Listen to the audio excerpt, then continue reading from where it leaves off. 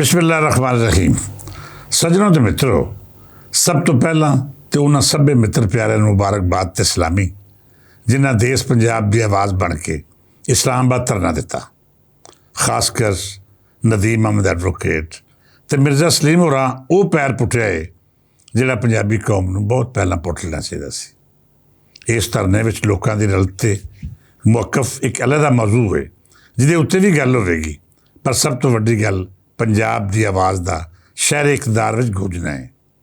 इस धरने में जिन्हें सज्जन प्यारे उचेची रद्द की वो सारे सराहनयोग ने, खासकर सरागुद्दीन वाना, फरहाद इकबाल, इतफाक भट्ट, मियाँ आसफ और मेरे बहुत ही सोहने मित्र ते प्यारे मलिक मुजाहिद हसन खोखर। इन्हां सभा इस्लामाबाद जाके पंजाब के हकों लिए ना सिर्फ गल की बल्कि अपना मौकफ उन्होंने लोगों के सामने भी रखा ਜਿਹੜੇ ਮੰਨਣ ਨੂੰ ਤਿਆਰ नहीं कि पंजाब भी किसी जुल्म का शिकार है। गल इस धरने की हो रही है। तो सब तो पहला मैं सरकारों को यह सुनिया देना चाहांगा कि इस्लामाबाद च होने वाला ये इकट्ठ तुसीं इस नज़र नाल ना वेखो कि इत्थे आउण वाले जीआं की तादाद घट सी। उन्हां उंज तमाशा नहीं किया जिवें बलोच करते हैं या फिर KP तो आए हुए लोग। इत्थे जिन्ने भी पंजाबी इकट्ठे हुए वो सब पुरअमन ते कानून के पाबंद लोग सन। सच्ची गल आखां तो पंजाबियों नूं दूजिਆਂ तो ये गल वक कर दीए कि इन्हां दे पिछोकड़ विच हज़ारां वरे पुरानी तहजीब ते शऊर है। अजिही तहजीब जिन्हें दुनिया नूं जदीद शहरी जिंदगी का तसव्वुर दिता, वो शऊर जिन्हें दूजे का वजूद बर्दाश्त करना ते गल सुणन का हौसला दिता। इस्लामाबाद इकट्ठे होने वाले विच कुछ जज्बाती दोस्त भी सन जिन्हां बारे कुछ यूट्यूबरां बक भी की ते उन्होंने इज़हार करने की कोशिश की जिवें वो किसी खास एजेंडे लिए इस धरने का आर कर रहे हैं।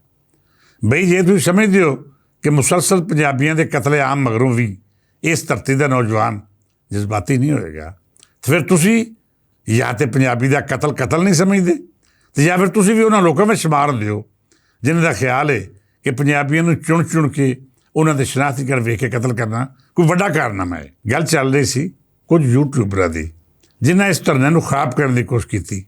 मैं समझदा हाँ कि यह भी पंजाब का हौसला है कि पंजाबियों के वसाए शहर इस्लामाबाद विच जिहदे 4 चफेरे पंजाबी वसदे ने उत्थे आउण वालियां खुल खुला के पंजाब के खिलाफ ही गल की। बहुतियां गल्लां छड्डो, असद तूर जिन्होंने कुछ हल्के बड़ी तनकीदी नज़र नाल वेखदे ने उन्हें भी इस धरने नूं एक खास जाविये नाल परखण की कोशिश की। असद तूर का ज़हनी मसला है कि वह हर मामले नूं तनकीदी नज़र नाल वेखदा है। उन्हें चंगियां गल्लां विचों कोई ना कोई कीड़ा कढण की कोशिश करनी हुंदी है। ये वो लोग ने जिहड़े सोच ते फिक्र के खास खूह के डड्डू ने, पूरी हयाती डड्डू बन के गुजार देंदे ने। इन्हां डड्डूआं विचों एक असद तूर भी है जिन्हों पंजाबियों का कतलेआम तो विखाली नहीं दिंदा, पर बलोचिस्तान के उन्होंने दहशतगर्दां की हमदर्दी रह के सतांदी है जिहड़े पंजाबियों के कतलेआम में मुलव्वस ने। असद तूर ने भी इस धरने नूं एक वखरा रंग देने की कोशिश की। उन्हें धरने में मौजूद लोगों को अजिहा सवाल किए जिन्हां दा दलीलां राहीं जवाब देना मुमकिन सी, पर बहुत सारे मित्र प्यारे जिन्हें अंदर दर्द का पांबड़ सी वो जज्बाती हो गया तो असद तूर दी चवलों का जवाब गुस्से नाल दिता। कुछ सज्जन प्यारे बहुत सोहणियां गल्लां भी कीतियां ते दलीलां भी पेश कीतियां। असद तूर नूं तारीखी हकायक भी दसे तो उन्हां बेगुनाह मजदूरां दे कतल होण दा नफा भी सुनाया जिन्हां नूं पंजाबी होण भारों शहीद किया गया सी। पर वो आखदे ना कि जद कोई सुनना या वेखना ना चाहे तो तुसीं उहदे सामने वंजली विच आओ या फिर जन्नत की होर लिया खिलारो, उन्होंने कोई फर्क नहीं पैंदा। उन्हें हर दलील के सामने अजिहा सवाल रखा जिहदी मंतक कोई नहीं सी। कोई भी उसकी गुफ्तगू सुन के अंदाज़ा कर सकता है कि वह धरने के रलतियां का मौकफ लैन नहीं सी आया, बल्कि उन्होंने गुफ्तगू नूं अपने ढंग नाल पेश करके इस धरती नूं खराब करने से आया सी। उहदियां अजिहियां ऊट पटांग गल्लां मगरों कुछ पंजाबी तत्ते भी होए तो उन्होंने साफ़ी ना होने का ताना भी दिता, जिहड़ा मैं समझदा हाँ कि किसी हद तक दुरुस्त भी है।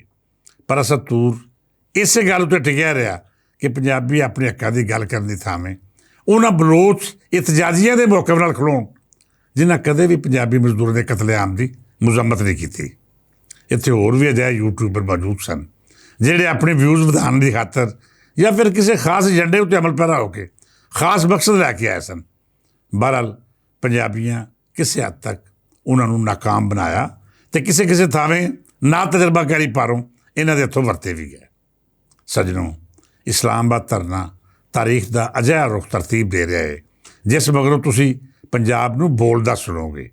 ਇਹ ਪਹਿਲੀ ਵਾਰੀ ਹੋ ਰਿਹਾ ਹੈ ਕਿ ਪੰਜਾਬੀ ਜਿਹੜਾ ਆਪਣੀ ਕਿਆਦਤ ਤੋਂ 75 ਵਰ੍ਹਿਆਂ ਤੋਂ ਮਾਯੂਸ ਹੀ ਰਿਹਾ ਹੈ, ਹੁਣ ਉਹ ਆਪਣੀ ਗੱਲ ਆਪ ਸੁਣਾ ਰਿਹਾ ਹੈ। ਇਹ ਮੁਤਾਜੀ ਛੱਡਣਾ ਈਵਾਨ ਇਕਤਦਾਰ ਵਿੱਚ ਬੈਠੇ ਘੁੱਗੂ ਘੋੜਿਆਂ ਲਈ ਵੱਡਾ ਅਲਾਰਮ ਹੈ। ਅੱਜ 100 ਪੰਜਾਬੀ ਨਿਕਲਿਆ ਹੈ, ਕੱਲ੍ਹ 1000 ਅਤੇ ਪਰਸੋਂ 1 ਲੱਖ ਵੀ ਨਿਕਲੇਗਾ। ਹੁਣ ਪੰਜਾਬੀ ਨੂੰ ਤੁਹਾਡੇ ਤੋਂ ਕੋਈ ਉਮੀਦ ਨਹੀਂ। ਹੁਣ ਉਹ ਲਾਸ਼ਾਂ ਚੁੱਕ ਕੇ ਖਾਲੀ ਵੈਨ ਨਹੀਂ ਪਾਏਗਾ, ਬਲਕਿ ਉਹਨਾਂ ਸਿਆਸਤਦਾਨਾਂ ਦਾ ਗਲਮਾ ਵੀ ਫੜੇਗਾ ਜਿਨ੍ਹਾਂ ਨੂੰ ਵੋਟ ਦੇ ਕੇ ਇਕਤਦਾਰ ਅਤੇ ਇਖਤਿਆਰ ਦਵਾਉਂਦਾ ਹੈ। ਇਹ ਉਸ ਇਨਕਲਾਬ ਵੱਲ ਸਫ਼ਰ ਹੈ ਜਿਹਨੂੰ ਪੰਜਾਬੀ ਤਾਰੀਖ ਦੇ ਮੋਹਸਨ ਮੁਸ਼ਤਾਕ ਭੱਟ ਨੇ ਸ਼ੁਰੂ ਕੀਤਾ ਸੀ, ਜਿਹਦੇ ਅੱਜ ਦੇ ਝੰਡਾ ਚੁੱਕ ਚੌਧਰੀ ਮੁਹੰਮਦ ਇਲਿਆਸ ਘੁੰਮਣ ਤੇ ਉਹ ਸੱਜਣ ਮਿੱਤਰ ਨੇ ਜਿਹੜੇ ਕਦੀ ਤਾਂ ਮਾਲ ਰੋਡ ਬੰਦ ਕਰਦੇ ਨੇ ਅਤੇ ਕਦੀ ਆਪਣੇ ਹੱਕਾਂ ਲਈ ਪੰਜਾਬ ਅਸੈਂਬਲੀ ਦੇ ਸਾਹਮਣੇ ਖਲੋ ਕੇ ਮੁਜ਼ਾਹਰੇ ਕਰਦੇ ਨੇ। ਹੁਣ ਉਹਨਾਂ ਦੀਆਂ ਆਵਾਜ਼ਾਂ ਵਿੱਚ ਨਵੀਆਂ ਆਵਾਜ਼ਾਂ ਰਲ ਰਹੀਆਂ ਨੇ, ਜਿਨ੍ਹਾਂ ਨੂੰ ਪਹਿਲਾਂ ਇਹ ਆਖ ਕੇ ਡਰਾਇਆ ਜਾਂਦਾ ਸੀ ਕਿ ਤੁਹਾਨੂੰ ਘਰੋਂ ਚੁੱਕ ਲਿਆ ਜਾਏਗਾ, ਤੁਹਾਡੇ ਲਈ ਕੋਈ ਆਵਾਜ਼ ਨਹੀਂ ਚੁੱਕੇਗਾ, ਜਿਨ੍ਹਾਂ ਨੂੰ ਮੁਆਸ਼ ਦਾ ਡਰਾਵਾ ਦੇ ਕੇ ਖੌਫਜ਼ਦਾ ਕਰਨ ਦੀ ਕੋਸ਼ਿਸ਼ ਕੀਤੀ ਜਾਂਦੀ ਸੀ।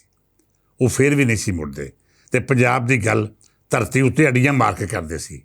ਹੁਣ ਉਹਨਾਂ ਨੂੰ ਇਸਲਾਮਾਬਾਦ ਦੇ ਧਰਨੇ ਨੇ ਇੱਕ ਅਜਿਹਾ ਹੌਸਲਾ ਅਤੇ ਤਵਾਨਾਈ ਦਿੱਤੀ ਹੈ ਕਿ ਉਹ ਪੰਜਾਬ ਦਾ ਮੁਕੱਦਮਾ ਪਹਿਲਾਂ ਤੋਂ ਵੱਧ ਲੜਨਗੇ। ਅਖੀਰ ਉੱਤੇ ਇਹ ਆਖਾਂਗਾ ਕਿ ਨੌਜਵਾਨ ਕਿਸੇ ਵੀ ਧਰਤੀ ਨਾਲ ਜੁੜ ਰੱਖਦਾ ਹੋਵੇ, ਜਦ ਤੀਕਰ ਉਹਦੇ ਪਿੱਛੇ ਸਿਆਸੀ ਸ਼ਊਰ ਰੱਖਣ ਵਾਲੇ ਤਜਰਬਾਕਾਰ ਲੋਕ ਨਾ ਹੋਵਣ, ਉਹਦੀ ਜੱਦੋਜਹਿਦ ਦਾ ਸਫ਼ਰ ਉਸ ਮੰਜ਼ਿਲ ਤੀਕਰ ਨਹੀਂ ਅਪੜਦਾ ਜਿਹੜੀ ਨਤੀਜੇ ਦਿੰਦੀ ਹੈ। ਸਭੇ ਪੰਜਾਬੀਆਂ ਨੂੰ ਇਕਮੁੱਠ ਹੋ ਕੇ ਆਪਣੇ ਹੱਕਾਂ ਦੀ ਗੱਲ ਕਰਨ ਦੀ ਲੋੜ ਹੈ। ਸਾਡਾ ਪੰਜਾਬੀ ਮਿੱਤਰ ਰਹੀਮ ਯਾਰ ਖਾਂ ਦਾ ਹੋਵੇ, ਸਾਹੀਵਾਲ, ਲਾਹੌਰ, ਵਜ਼ੀਰਾਬਾਦ, ਰਾਵਲਪਿੰਡੀ ਜਾਂ ਵਰਪਾਲ ਦਾ ਵਸਨੀਕ ਹੋਵੇ, ਉਹਦੀ ਇੱਕ ਆਵਾਜ਼ ਹੋਣੀ ਚਾਹੀਦੀ ਹੈ। ਆਵਾਜ਼ ਲਾਹੌਰੋਂ ਆਵੇ, ਵਜ਼ੀਰਾਬਾਦੋਂ ਜਾਂ ਫਿਰ ਪਿੰਡੀਓਂ, ਸਭ ਨੂੰ ਉਸ ਆਵਾਜ਼ ਉੱਤੇ ਲੱਬੈਕ ਆ ਕੇ ਇਕਮੁੱਠ ਹੋ ਕੇ ਜੁੜ ਜਾਣਾ ਚਾਹੀਦਾ ਹੈ। ਮੈਂ ਆਪਣੇ ਲੀਡਰ ਇਲਿਆਸ ਘੁੰਮਣ ਜੀ ਨੂੰ ਗੁਜ਼ਾਰਿਸ਼ ਕਰਾਂਗਾ ਕਿ ਉਹ ਪੰਜਾਬੀ ਤਨਜ਼ੀਮਾਂ ਦੇ ਅਲਾਇੰਸ ਦਾ ਇਜਲਾਸ ਤਲਬ ਕਰਕੇ ਇਸ ਤਾਰੀਖ ਨੂੰ ਹੋਰ ਅਗਾਂਹ ਵਧਾਉਣ ਲਈ ਲਾਇਆ ਅਮਲ ਬਣਾਉਣ, ਤਾਂ ਜੇ ਪੰਜਾਬੀ ਅਤੇ ਪੰਜਾਬ ਦਾ ਮੁਕੱਦਮਾ ਸਹੀ ਤਰੀਕੇ ਨਾਲ ਲੜਿਆ ਜਾ ਸਕੇ। ਪੰਜਾਬ ਦੀ ਸਲਾਮਤੀ ਅਤੇ ਪੰਜਾਬੀਆਂ ਦੀ ਤਰੱਕੀ ਲਈ ਢੇਰ ਦੁਆਵਾਂ। ਪੰਜਾਬ ਲਈ ਆਵਾਜ਼ ਚੁੱਕਣ ਵਾਲਿਆਂ ਨੂੰ 100 ਸਲਾਮਾਂ।